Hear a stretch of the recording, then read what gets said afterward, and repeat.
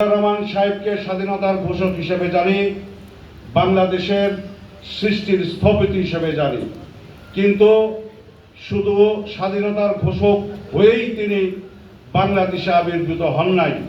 তার আগে থেকেই 1952 সালে যখন ভাষা আন্দোলন শুরু হয়েছিল, তখন ছিলেন উনি তৎকালীন পাকিস্তানি সেনাবাহিনীর সেকেন্ড ক্যাডেট।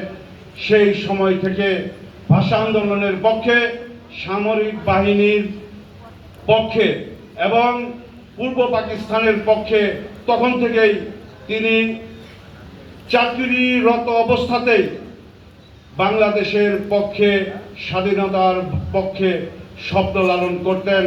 এই দেশ স্বাধীন হবে। 1954 সনে যুক্তফ্রন্টে বাংলাদেশের মুসলিম লীগ বিজয়ী হওয়ার পরে যে বিজয় উল্লাস হয়েছিল, সামরিক বাহিনীর মধ্যেও তার নেতৃত্বে সেই বিজয় উল্লাস হয়েছিল। তৎকালীন সময় তিনি পাকিস্তানের অ্যাবোটাবাদ